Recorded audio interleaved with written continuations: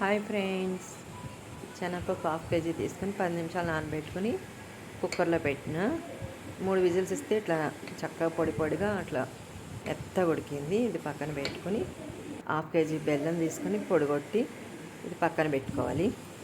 ఇప్పుడు mixie jar తీసుకుని అందులో ఈ శనగపప్పు వేసుకుని ఇగో ఇట్లా పొడి పొడి మంచిగా ఒకసారి మిక్సీ కొడితే అగో పొడి పొడిగా అట్లా వస్తుంది. వాటర్ లేకుండా చూసి అట్లా కొట్టుకోవాలి. ఇది పక్కన పెట్టుకుని స్టవ్ మీద బాండీ పెట్టుకుని ఆ మిక్సీ కొట్టుకున్న ఆ పూర్ణం పప్పుని ఇందులో వేసుకోవాలి. ఇట్లా వేసుకున్న తర్వాత దాంట్లో హాఫ్ కేజీ బెల్లం పొడి కూడా వేసుకుని మంచిగా కలుపుకోవాలి.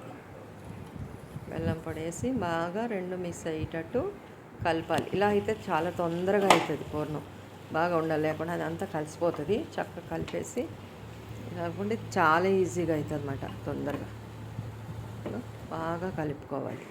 ఇట్లా అవుతుంది. దీన్ని 2 నిమిషాల్లో రెడీ అయిపోతుంది. ఇప్పుడు అదే మిక్సీలో ఎలాచీ తీసుకొని ఒక 4-5 ఎలాచీ తీసుకొని పొడిగొట్టుకుని వేసుకోవాలి. ఈ పూర్ణంలో కలుపుకోవాలి. అట్లే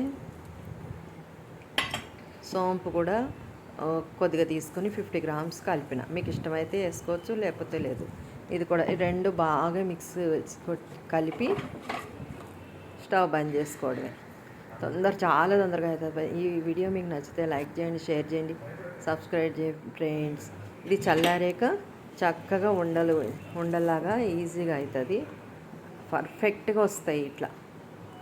ఇగో మీకు నచ్చినట్టయితే తప్పనిసరిగా లైక్ చేయండి friend. Please like.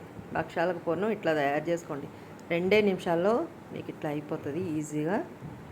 Please like.